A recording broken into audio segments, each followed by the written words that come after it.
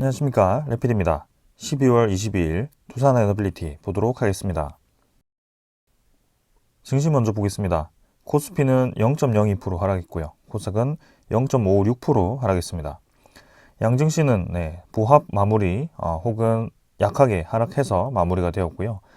기관 투자자가 2,300억 정도 코스피 매수, 외국인 투자자는 370억 매도하면서 마무리되었습니다. 코스닥도 880억 정도를 외국인 투자자가 매수를 했고요. 기관 투자자는 230억 정도 매도를 하면서 진행이 되었습니다. 자, 오늘은 이제 금요일 22일이었고요. 이제 주말 지나고 월요일은 또 크리스마스 끝나면 이제 26일입니다. 그래서 26일, 27일, 28일 이렇게 이제 3일 정도가 올해 시장이 남았고요. 29일은 또 증시 폐장일이기 때문에 증시가 열리지 않습니다. 그래서 올해는 이제 단 3일 증시가 남았다라고 보시면 되겠습니다. 그리고 28일이 배당 기준일이 되고요. 기준일이 28일이라고 해서 28일 전에만 주식을 들고 있을 때 배당금을 받을 수 있다는 건 아닙니다. 이 주식을 사게 되면 아무래도 내가 주식을 가지고 있다라고 어떤 장부에 인식이 되어야 되는데 그 기간이 이틀 걸리기 때문에 26일까지 주식을 들고 있어야 됩니다. 그래서 아마 화요일 시장이 배당을 받을 수 있는 마지막 기회다라고 보시면 될 것 같고요. 27일은 여러분들이 잘 듣고 많이 들어봤고 잘 아시는 그 배당 락입니다. 그래서 배당이 끝나고 내가 배당을 받을 수 있는 기준이 끝났기 때문에 이제 27일에는 매도를 하더라도 배당을 그대로 받을 수 있기 때문에 잘 그렇게 차익 실현을 하는 상황인 겁니다. 자, 그래서 그런 이벤트가 있고요. 계속해서 이 증시를 보겠습니다. 코스피는 2600 깨져서 2599포인트로 진행 중이고 뭐 크게 하락하지 않고 있습니다. 그래서 고점 부근에서 좀 위치를 하면서 계단식으로 좀 올라가고 있는 상황이고요. 이평선 갭을 벌리면서 정배열을 시키고 있습니다. 그래서 연말에 지금 이제 2600선 거의 도달해서 마무리가 되는 분위기고요. 크게 지금 증시가 떨어질 만한 이슈가 없기 때문에 분위기가 이쯤 해서 멈추지 않을까 싶습니다. 그래서 2024년에는 이제 그 금리 인하에 대한 이슈가 나오면서 2700 이상으로 또 넘어갈지 그런 것들을 봐야 될 것 같고요. 아무래도 증시 지표가 좀 올라간다라는 것 자체가 대기업들 그런 시가총액 상위 종목들이 좀 올라가는 것이기 때문에 그런 것들을 우리가 좀 면밀히 살펴봐야 될 것 같습니다. 자, 그래서 코스피 일단은 보합 수준으로 진행되었다. 그 다음에 투자 수급도 한번 같이 봐야죠. 수급은 뭐 기관 투자자가 최근에 연일 매수를 해주고 있긴 합니다. 그래서 뭐 금융 투자 위주로의 매수이기 때문에 사실 크게 우리가 주목할 만한 수급은 아니다라고 계속 말씀드립니다. 금융 투자는 뭐 언제든지 시장 분위기가 좋지 않을 것 같으면 매도하고 이탈하기 때문에 또 이렇게 천천히 또 봐야 될 것 같고요. 외국인 투자자는 370억 정도를 매도했는데 거의 뭐 보합 수준으로 진행이 되었습니다. 다음은 코스닥이고요. 코스닥은 850포인트 정도 되었고 이제 조금 꺾이는 분위기이긴 하죠. 그래서 잘 올라가다가 살짝 이제 꺾었는데요. 뭐 그래도 저점을 계속 높이는 그런 분위기이기 때문에 코스닥도 좀 주목을 해야 될 것 같습니다. 하지만 배당 기준일에 대해서 좀 매수세가 몰린다고 한다면 코스닥보다는 코스피에 좀 더 몰릴 가능성이 크고요. 배당금을 주는 기업들이 아무래도 코스피에 그런 안정적인 매출을 내는 기업들이 많기 때문에 그렇게 좀 보시면 되겠습니다. 자, 그래서 121선까지 조금 이제 조정을 받았는데 이제 다음 주 배당 기준일 끝나고 27일, 28일 그 다음에 2024년에는 어떻게 갈지 한번 보겠습니다. 투자 수급은 외국인 투자자 조금씩 매수를 이어가고 있습니다. 14일부터 해서 외국인 투자자가 코스닥에 좀 매수를 해주고 있고요. 반대로 이제 기관 투자자는 20일부터 좀 빠지고 있습니다. 뭐 특별하게 눈여겨볼 만한 수급이 크지 않기 때문에 일단 뭐 간단하게 추세 정도만 보고 넘어가도록 하겠습니다. 해외 증시 같은 경우는 미국 증시는 정말 잘 올라갑니다. 나스닥이 거의 15,000포인트까지 다시 반등을 했고요. 다우도 계속 37,000포인트 넘어가면서 사상 최고가를 이어가고 있습니다. 반면에 뭐 아시아 증시는 크게 지금 힘을 받지 못하고 있는데요. 미국 증시가 조금 더 힘을 많이 받고 있다라고 보여집니다. 환율은 1,302원이고요. 2원 정도 올랐고 1,300원 수준에서 계속 머물고 있습니다. 그래서 쌍바닥 찍고 다시 올라가는 듯 하면서도 그 근처에서 다시 자리를 잡았는데요. 이제는 이 부근이 크게 벗어날 만한 시장이 아니다라고 판단을 하기도 하는 것 같습니다. 그래서 이 환율이 올라가기 위해서는 아무래도 달러에 대한 가치가 높아진다는 것인데요. 시장이 이제 이 달러를 기축하는 그런 정책이 좀 빠진다면, 이제는 금리가 완화되고 시장에 달러가 풀린다면 당연히 달러에 대한 가치는 떨어질 거기 때문에 거기에 대해서 크게 지금은 환율이 올라갈 만한 이유가 없죠. 그래서 서서히 계속 떨어질 거라고 보면서 이것도 추세 정도만 계속 살펴보겠습니다. 선물 지표는 뭐 미국 증시 좀 하락 중이고 유럽 증시도 마찬가지 0.2% 정도 하락 중입니다. 그래서 오늘은 시장이 뭐 그리 올라가거나 하진 않고 있고 조금 이제 조정을 받고 있는데 내일까지 조정이 이어지는지 한번 보겠습니다. 다음은 원자재 가격이고요. 원자재 가격은 WTIU 74달러까지 75달러 수준까지 반등했고 천연가스가 조금 올랐네요. 2.58%, 2.58달러. 그래서 뭐 원자재 가격이 사실 뭐 우리가 부담스러워할 만큼 지금 높지 않기 때문에 이 정도 반등은 충분히 있을 수 있다라고 판단을 합니다. 그래서 뭐 넘어가도록 하고요. 국채금리는 3.86%, 미국 10년물 국채금리는 계속 떨어지고 있습니다. 1년을 집계해봐도 이제 1년 동안에 우리가 횡보했던 그 흐름까지, 그 상단까지 국채금리가 지금 떨어진 상황이고요. 이제는 시장이 다시 한번 안정세를 찾을 수 있는 방향으로 진행 중입니다. 그래서 3.86%까지 떨어지면서 서서히 국채금리가 떨어지는 방향으로 진행 중입니다.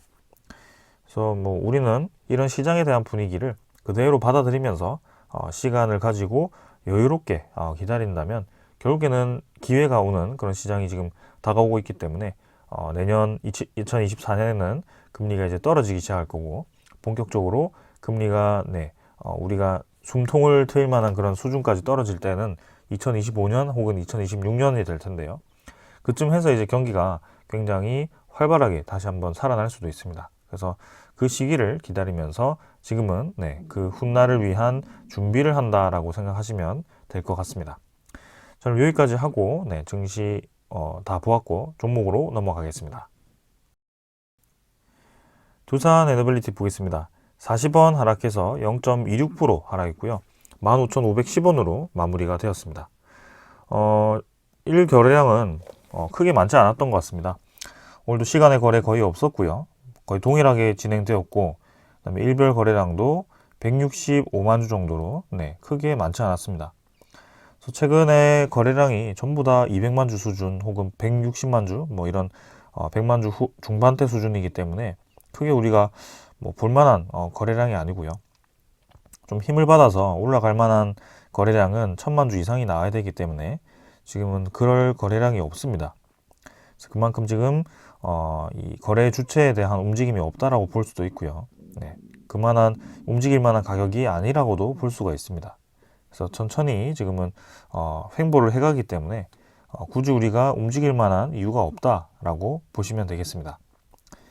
그래서 지금은 21선을 살짝 이제 이탈을 했지만 그대로 지금 뭐 횡보하는 분위기고요. 좀 박스권 안에서 굉장히 지루하게 거래량을 죽인 채로 가두고 있습니다. 그래서 뭐 다음 주 배당 기준일은 사실 뭐 두산 에너빌리티에는 해당되지 않기 때문에 26일에는 큰 재미가 없을 수도 있지만 오히려 27일에 배당락은 또 이제 해당되지 않거든요. 그래서 그때 이제 마지막 3일 어떻게 마무리를 할지 그리고 2024년에는 이런 벽을 뚫고 이제 올라갈 수 있을지 그런 것들을 천천히 좀 보겠습니다. 전체적으로 보았을 때는 큰 이 하락 이후에 어느 정도 회복을 하고 자리를 잡은 상황이기 때문에 충분히 나머지 캡도 다 메워줄 수 있을 거라고 보고 있고요. 이 음운그룹에 대한 저항을 맞으면서 서서히 지금 이평선을 모아가고 있습니다. 그래서 충분히 올라갈 수 있다라고 판단을 하고 있습니다. 자, 그래서 천천히 좀 보도록 하겠습니다. 자, 그 다음은 뭐 차트는 사실 더 볼 건 없을 것 같고요. 투자 수급으로 빠르게 넘어가겠습니다. 수급은 기관 투자자가 15만 8천 주 매수를 했고요. 외국인 투자자가 14만 주 매수를 했습니다. 양매수가 진행이 되었고, 전날은 이제 기관 투자자가 많이 매도를 했었는데, 오늘은 반대로 매수를 했습니다. 외국인 투자자 같은 경우는 전날 이제 10만 주 정도 매도로 이렇게 추정이 되었지만, 실제로 집계했을 때는 170만 주 가까이 오히려 매수를 했었고요. 20일도 마찬가지고요. 오늘도 추가적인 매수가 들어왔을지 조금 이따가 살펴보도록 하겠습니다. 그래서 확실히 지금 외국인 투자자에 대한 매수가 좀 두산에너빌리티에 강하게 들어오고 있다라고 보여지고요. 지금 외국인 투자자에 대한 이 추세를 보더라도 한 번씩 이렇게 이제 급격하게 공매도를 늘리면서 좀 주가를 눌리면서 보유를 줄일 때가 있긴 했지만 그때마다 점점 이제 고점을 높여가면서 보유량의 고점을 높여가면서 진행을 해주었습니다. 이번에도 마찬가지고요. 이번에도 결국에는 이전에 가지 못했던 그런 보유율까지 도달을 했고요. 13.9%까지 상승을 시키면서 꾸준히 두산에너빌리티에 대한 보유량을 늘리고 있다는 게 보여집니다. 단순히 주가만 보더라도 주가는 오히려 뭐 계속 비슷한 위치를 횡보를 하고 있는 상황인데요. 이 구간 동안 외국인 투자자에 대한 이 그래프를 쭉 이어보면 아주 뭐 올라갔다 떨어졌다를 반복하긴 했어도 사실 처음과 끝만 보면 지분이 상당히 많이 증가했다는 것을 우리가 알 수가 있습니다. 그래서 그런 것들을 보면 이제 아주 장기적으로 지금 외국인 투자자와 기관 투자자는 접근을 하고 있는 것이고요. 우리 개인이 보았을 때는 이 장기적인 흐름이 굉장히 지루하고 주가가 왜 이렇게 안 올라갈까라고 할 수도 있지만 그런 큰 투자자들에게는 전체적인 시장의 사이클을 보았을 때 다시 상승하는 사이클이 돌아온다라고 했을 때 그 지루한 2년, 3년 정도가 준비할 수 있는 기회가 될 수 있는 것입니다. 계속 주가가 올라가기만 한다면 사실 매수를 할 수 있는 기회가 없습니다. 그래서 오히려 이렇게 고를 파주면서 오랫동안 횡보하는 구간은 그 매집하는 사람들 입장에서는 상당히 좋은 기회가 될 수 있다는 것이고요. 내가 무리하게 투자를 이 한 지점에서 올인을 할 게 아니라면 분명히 이제 분할해서 매수를 할 텐데요. 그런 분할 매수를 할 수 있는 기회를 계속 주고 있는 것이죠. 주기적으로 주가를 떨어뜨려 주면서 그렇게 기회를 준 것이기 때문에 아주 오랫동안 매수를 이어와서 지금까지 뭐 큰 변화가 없다라고 하더라도 결국에 남은 이 앞으로의 기간이 증시에 대한 상승이 예상이 되고 기업이 성장이 예고되고 있다면 결국에는 이런 주가는 올라갈 수밖에 없고 우리는 수익을 볼 수밖에 없는 상황으로 가고 있다는 것입니다. 그래서 뭐 2023년 큰 우리가 수확은 못 봤지만 결국에는 훗날에 보았을 때 가격대를 싸게 매수할 수 있는 그런 기회가 있었다는 것만으로도 결국에는 이 주가가 올라갔을 때 의미가 있는 자리가 되었을 겁니다. 왜냐하면 이때 두산에너빌리티를 매수하지 않고 한참 이제 올라가기 시작할 때 그 높은 지점에서 매수를 해서 수익을 본다라고 한다면 사실 이 지점이 크게 의미가 없을 거거든요. 그래서 이 지점이 의미가 있다는 것 자체가 오랫동안 두산에너빌리티를 투자를 해온 주주들에게만 느껴질 수 있는 것이기 때문에 우리는 충분히 투자를 지금 잘 해가고 있다라고 보시면 되겠습니다. 그래서 제가 뭐 두산에너빌리티를 이렇게 원자력 테마에 묶어서 계속 설명을 드리고 있긴 하지만 이 기업 자체가 무탄소 에너지라고 해서 사실 여러 방면의 에너지 이쪽에 발을 걸치고 있습니다. 그리고 기존의 건설 사업을 잘 수행하는 그런 영향이 있기 때문에 상당히 이제 앞으로에 대한 그런 시장 상황에 대해 성장을 할 수 있는 그런 기업이다라고 판단을 한 거고요. 그렇게 덩치가 큰 기업이 팔다리 이제 다 잘리고 10년 동안 이제 하락을 하다가 이제 한 오른 지 3년 정도 됐죠. 3, 4년 정도가 되었는데 아직도 시가총액이 10조밖에 되지 않습니다. 그래서 웬만한 뭐 반도체 기업들 뭐 그런 이 2차 전지 기업들도 사실 뭐 덩치가 그렇게 크지 않더라도 앞으로에 대한 기대감만으로 이렇게 주가가 크게 올라가고 두산 에너빌리티보다 오히려 이 주가가 더 올라가는 뭐 그런 상황이 벌어지는데요. 사실 기업의 총 자산액만 보더라도 두산 에너빌리티는 10조라고 하기에는 너무 가격이 싸다라고 볼 수가 있습니다. 그래서 이제는 주식이 그렇게 이제 미래 가치를 반영하기 때문에 이때까지 못 올라간다라고 했다면 이제는 두산 에너빌리티는 미래 가치를 생각했을 때도 올라갈 만한 상황이다라고 우리가 보는 것이기 때문에 그거를 이제 기다리고 있는 거죠. 그래서 천천히 좀 보면 될 것 같습니다. 그래서 계속해서 이제 투자 수급, 뭐 외국인 투자자 수급은 좀 이따 볼 거고, 금융 투자가 9만 1,000주 매수, 그다음에 보험 투시는 크게 변동 없었고요. 연기금 투자자도 어제 바짝 매도하고는 크게 오늘은 매도 없이 3만 7,000주 정도 매수하면서 마무리되었습니다. 그래서 기관 투자자에 대한 흐름도 계속 살펴보겠습니다. 자, 그다음에 공매도 잔고 한번 보겠습니다. 자, 공매도 잔고는 조금씩 줄고 있죠. 그래서 오늘도 810만 주까지 감소를 했습니다. 계속 살금살금 이제 줄이는 방향으로 진행 중이고요. 시간이 좀 걸리긴 하지만 일주일 동안 이 상환한 것을 보면 한 70만 주 정도, 60만 주 정도 상환을 한 것 같습니다. 그래서 뭐 시간이 오래 걸리더라도 계속 방향이 공매도를 줄이는 방향으로 간다라는 것 자체가 의미가 있다라고 좀 보여지고요. 21일, 22일 이때 이제 또 공매도 잔고가 계속 줄어들었을지도 보겠습니다.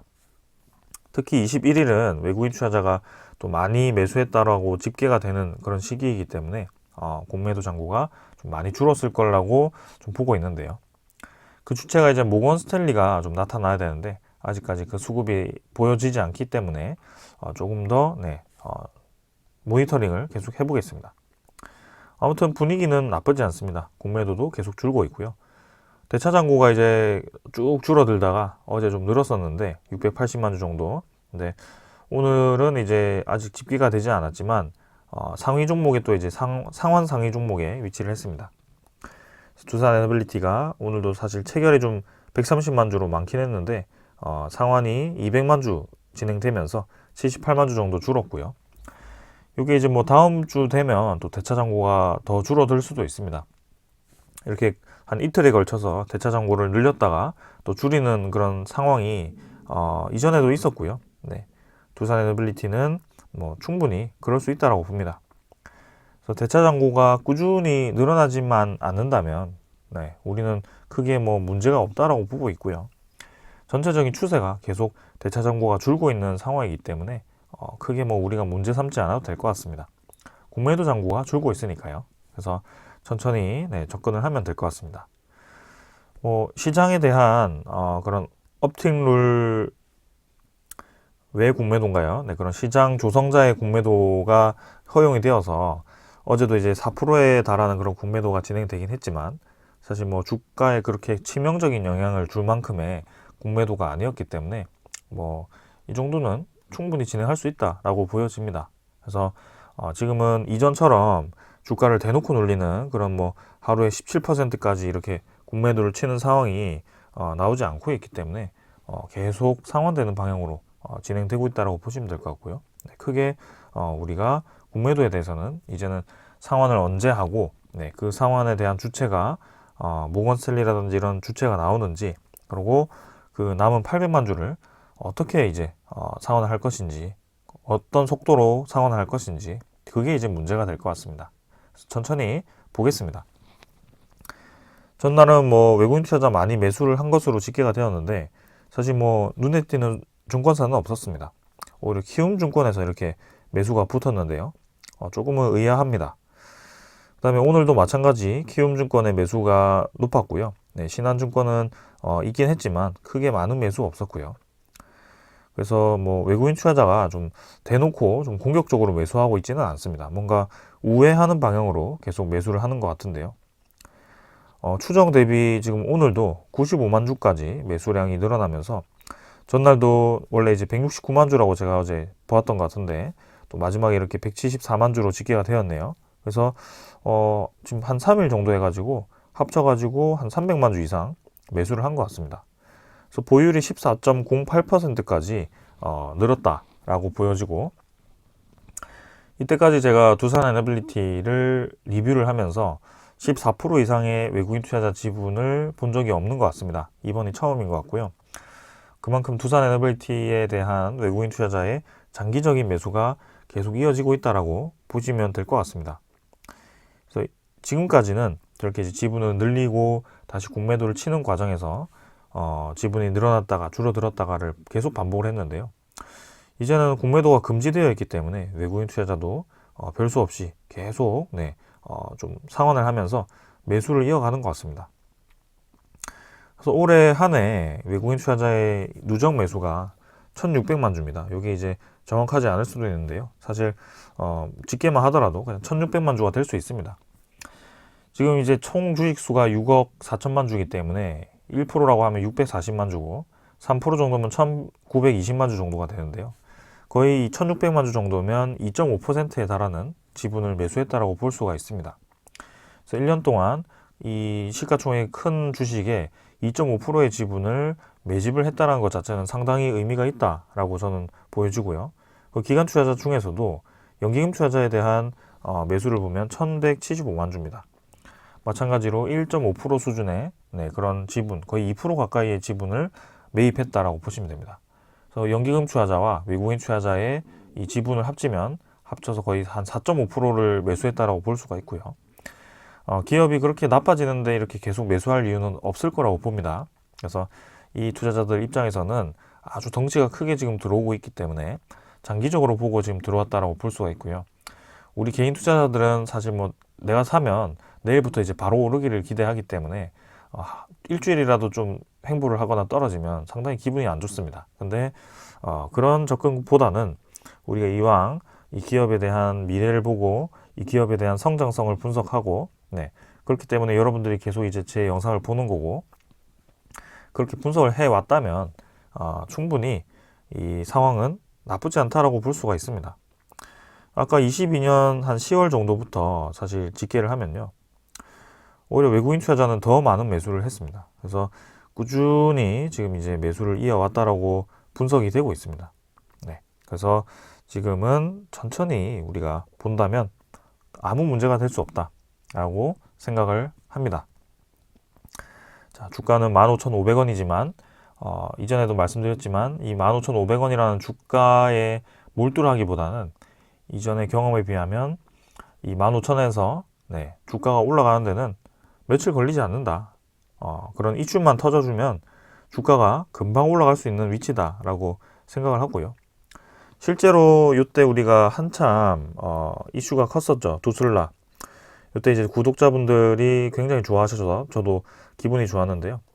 사실 이때 주가를 보면 11,600원부터 시작해서 3만원까지 올라왔습니다. 31,000원. 그 기간이 일주일하고도 조금 더 걸렸습니다. 그래서 지금 뭐 우리가 15,000원이라고 해서 실망할 필요도 없습니다. 왜냐하면 시작할 때가 되면 저렇게 금방 올라가거든요. 그래서 얼마를 내가 횡보를 하고 이렇게 속을 썩였어도 결국에는 올라가는 데는 우리 예상보다 쉽게 빠르게 올라갈 수도 있다는 거죠. 그래서 그렇기 때문에 지금 이 과정을 우리가 너무 부정적으로만 볼 필요는 없다라고 생각을 합니다. 왜냐하면 그 기간 동안 우리가 많은 물량을 매입했고 많은 물량을 저가 매집을 했기 때문이죠. 그래서 그렇게 좀 생각을 하고 올 한 해 좀 가볍게 좀 마무리를 하셨으면 좋겠습니다. 자, 뭐 이 1년 동안의 이슈를 좀 정리를 할 생각인데요. 그 정리를 해서 또 한번 영상을 찍는 시간을 가져보도록 하겠습니다. 뭐 29일 폐장일이라든지 뭐 그런 연말 전에 그런 주말이라든지 그렇게 준비를 해보겠습니다. 일단은 오늘은 이렇게 진행을 하고, 자, 이제 소식 전해드려야죠. 먼저 전해드릴 소식은요, 한수원이 이제 공식적으로 현대건설과 현대건설 컨소시엄과 신한울 3, 4, 5기 주 설비 계약을 진행을 했습니다. 사실 뭐 공시는 우리는 이전에 떴었고요. 두산 에너빌리티는 이 프로젝트에서 35%에 대한 지분을 가지고 있기 때문에 단순히 지분에 대한 그런 퍼센트로 매출을 계산하면 한 수주가 1조 정도, 1조 1000억 정도로 계산이 됩니다. 자, 그래서 이제는 이 프로젝트가 2024년 4월에 본관기 기초 굴착을 시작한다라고 하고요. 3호기는 2032년, 4호기는 2033년에 준공을 목표로 한다. 그래서 한 2024년부터 2032년 8년 정도 걸리네요. 그래서 기간이 좀 오래 걸리고 비용도 크기 때문에 이 좀 국력이 약한 국가들은 원자력 발전을 검토하기가 어려운데요. 우리나라는 이제 건설 경험도 많고 저렇게 특히 건설 기술이 뛰어나기 때문에 저런 이 단가가 싸게 큰 이 원전을 쉽게 건설할 수 있는 것입니다. 그래서 지금 계속 부각이 되는 것이 미국 입장에서도 원천 기술은 가지고 있는데 신규 원전에 대한 건설에 대한 비용이 자꾸 증가한다는 거죠. 그래서 비용이 상승하면 원자력 전망이 악화될 거다라고 또 이렇게 미국 연구팀이 발표를 했습니다. 콜롬비아 대학 이 글로벌 에너지 정책 센터가 보고서를 발행해서 신규 원전 건설 비용이 킬로와트당 6,200달러를 초과하면 원자력 비중의 감소를 경고했다라고 합니다.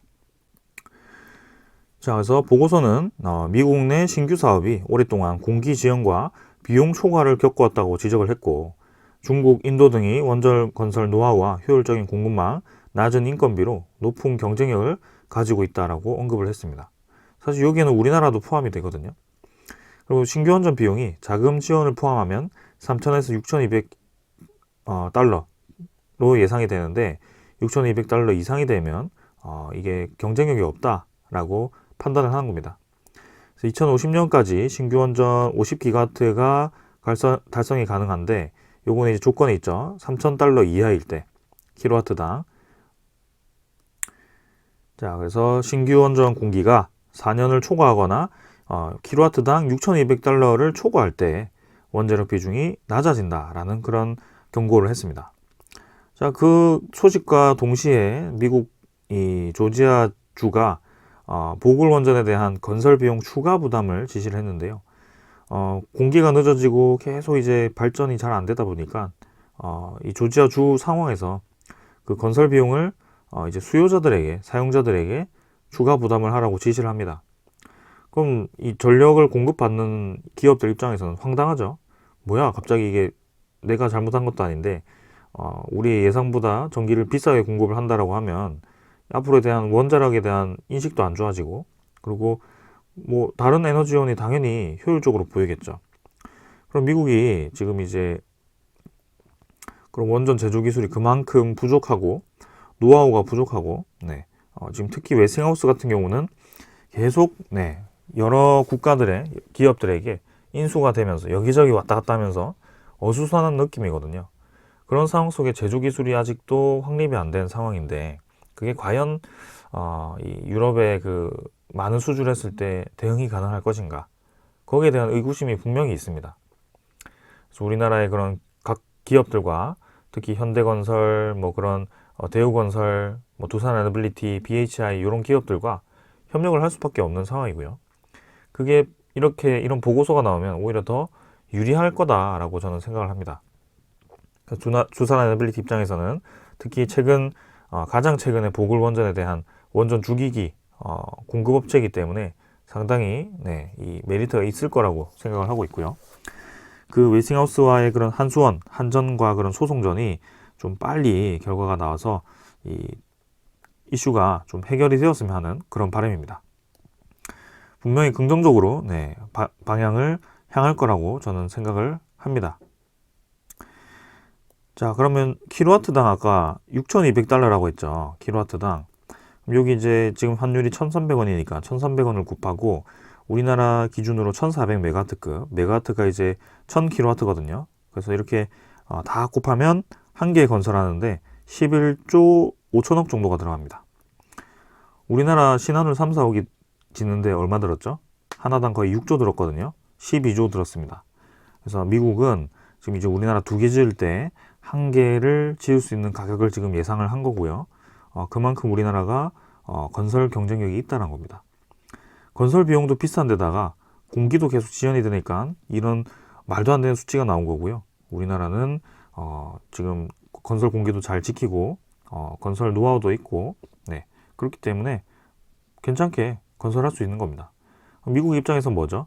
저 보고서를 낸 것 자체가 원전이 필요하긴 한데 비용이 높아지면 경쟁력이 떨어지니까 저런 제조 이력이 있는 제조 기술이 있고 제조 단가가 싼 국가들과 협력하라라는 그런 암묵의 압박이 아닐까요? 그렇다고 중국과 협력을 할 수는 없을 것 같고 그럼 우방 국가에 협력을 요청할 텐데 인도 같은 경우는 네, 본격적인 협력을 할 수 있을지 모르겠습니다. 근데 특히 최근까지 우리나라와 협력을 많이 했기 때문에 그리고 폴란드 정부 차원의 건설에서 우리나라 기업들과 MOU 체결을 했기 때문에 그게 단순히 그렇게 다른 국가에 넘어갈 것 같지는 않습니다.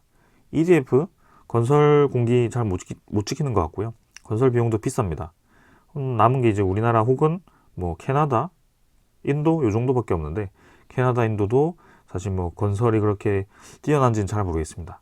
그래서 우리나라가 좀 이 웨스팅하우스와의 협력한다라는 그런 기사가 좀 떴으면 좋을 것 같은데 그 시기를 좀 기다리고 있습니다.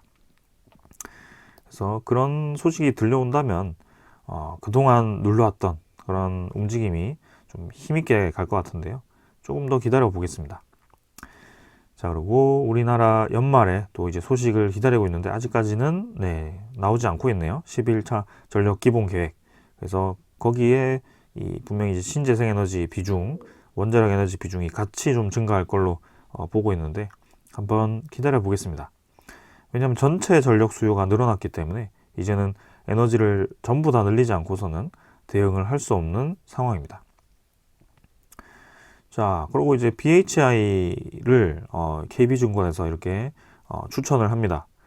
두산 에너빌리티를 KB증권이 추천을 한 번도 안 했는데요. 사실 뭐 조금은 아직까지도 그런 이슈가 있기 때문에 KB증권에서 두산 에너빌리티를 다루고 있지는 않는 것 같습니다. 그러나 BHI나 두산 에너빌리티나 네, 영위하고 있는 사업이 거의 동일하기 때문에 두산 에너빌리티에 대한 내용과 겹친다라고 보시면 될 것 같고요. 이 증권사에서 지금 두산 에너빌리티를 보라고 한 이유는 내년에 체코와 영국이 네, 프로젝트가 확정이 되고 2025년에는 네덜란드에서 신규 원전 프로젝트에 대한 최종 사업자 선정이 되기 때문에 주목을 해야 된다. 그리고 루마니아, 불가리아, 핀란드 등 유럽 국가들과 사우디, UAE 등 이제 중동 지역에서도 신규 원전에 대한 건설에 긍정적인 입장이다. 그래서 앞으로 네, 신규 원전 시장이 전 세계적으로 이제 늘어날 거기 때문에 이 기업에 대해서 주목을 해야 된다. 그뿐만이 아니고 암모니아 혼소화 작업으로 그런 탄소 배출량을 줄이는 그런 이 석탄 발전소를 전환하는 그런 사업이 이 BHI에 주목을 많이 받는다. 그러면 두산 에너빌리티도 이 사업에 똑같이 지금 들어가 있죠. 왜냐하면 LNG 발전에 대한 가스터빈을 공급을 하고 있고 거기에 대한 EPC를 또 맡고 있고요. 넘어가서 가스터빈을 이제 LNG에서 수소로 전환할 수 있는 그런 또 기술을 가지고 있습니다. 그래서 지금은 혼소에 대한 기술을 연구 중이고요. 하나도 이제 같이 그 분야의 경쟁자로서 들어가 있습니다. 이 두산과 하나가 지금 이제 힘을 합쳐서 이제 서부 발전과 또 이 가스터빈에 대한 수소 혼소 기술을 개발을 하려고 하는 것 같고요. 서부 발전의 그런 이 주도하에 이루어질 것 같습니다. 그래서 하나 이 임팩트가 이 가스터빈을 직접 제작을 할 수 있는지는 아직은 잘 모르겠습니다. 그 대형 가스터빈은 두산 에너빌리티가 지금 거의 유일하게 우리나라 국산화를 성공을 했는데요. 한화 같은 경우는 소형 가스터빈이 아닐까라는 생각을 좀 조심스럽게 하고 있고요. 일단은 그 대형 가스터빈에 대해서 이제 LNG에서 수소로 전환하는 그 기술을 같이 개발을 할 것 같습니다. 그거에 이제 확장해서 이제 우리나라도 그런 첨단 산업단지가 여러 곳에 생기는데요. 안정적인 에너지 공급이 필요하다라고 제가 말씀을 드렸고 거기에 신재생 에너지는 분명히 한계가 있다라고 말씀을 드렸습니다. 그래서 우리나라가 그러면 이 기저 에너지원으로서 검토할 수 있는 것이 LNG 발전소 혹은 원자력 발전소 두 개밖에 없습니다. 수소 에너지도 있지만 수소 에너지는 아직까지는 지금 이제 많은 이 용량을 낼 수 없기 때문에 그 두 개가 지금 대안으로 제시가 되고 있는데 특히 용인 같은 경우는 또 수도권이기 때문에 이 한가운데 또 원자력 발전을 지으면 이제 난리가 나겠죠. 그래서 LNG 발전소를 지금 일단 검토를 한 것 같습니다. 6기. 그래서 반도체 등 4대 첨단 산업에 이제 이렇게 지원을 하는데, 용인 반도체 단지는 특히 전력 수요가 높고 그 안정적인 에너지 공급이 중요하기 때문에 이렇게 LNG 발전을 하게 된다. 그러면 또 이게 아리백과는 또 맞지 않는 상황인 거죠. 네, 아리백, 상대방이 주장하는 아리백은 재생에너지 100%인데 LNG를 사용한다? 네, 그 자체가 이미 그 캠페인 자체가 의미가 없다라고 보셔도 될 것 같습니다. 그냥 재생에너지에 대한 비중을 그만큼 늘리자라는 취지인 거지, 이런 첨단 산업단지에도 유도리 없게 재생에너지를 모두 적용해야 된다. 요거는 말도 안 되는 일이죠. 네. 그래서 LNG를 통해서 6기를 공급을 하는데 그 용량이 거의 3기가와트입니다. 그래서 이 많은 용량에 많은 가스터빈이 들어갈 텐데, 저는 두산 에너빌리티가 이 프로젝트의 상당 부분 가스터빈을 납품할 거라고 보고 있고요. 지금 이제 김포 열병합발전소도 잘 돌아가서 이제 상업 운전을 성공했고, 이제 뭐 보령 열병합발전소도 지금 계약을 했고, 거기도 이제 수소 가스터빈에 대한 발전을 위한 그런 연구센터도 짓는다고 하니까 두산 에너빌리티가 상당히 가스터빈 시장에 큰 손으로 지금 이제 진입이 되고 있습니다. 요거는 이제 2027년부터 건설을 시작할 것 같은데요. 조금 이제 시간이 있어서 입찰은 좀 멀었겠지만 그래도 앞으로에 대한 시장 잠재성을 생각하면 두산 에너빌리티는 확실히 힘을 받을 것이다. 왜냐하면 반도체라든지 뭐 2차 전지도 앞으로의 시장에 대한 잠재성으로 저렇게 주가가 많이 올라간 것이기 때문에 두산 에너빌리티도 그런 잠재성에 대한 평가를 받아야 된다라고 보고 있습니다. 그래서 천천히 그 상황을 지켜보겠습니다. 자, 그리고 이제 우리나라 해상풍력 이번에 5개 통과했는데요. 신안우이, 그 다음에 완도금일, 여기 신안우이가 390, 영광나거리 364, 완도금일 210, 이렇게 완도금일이 2개입니다.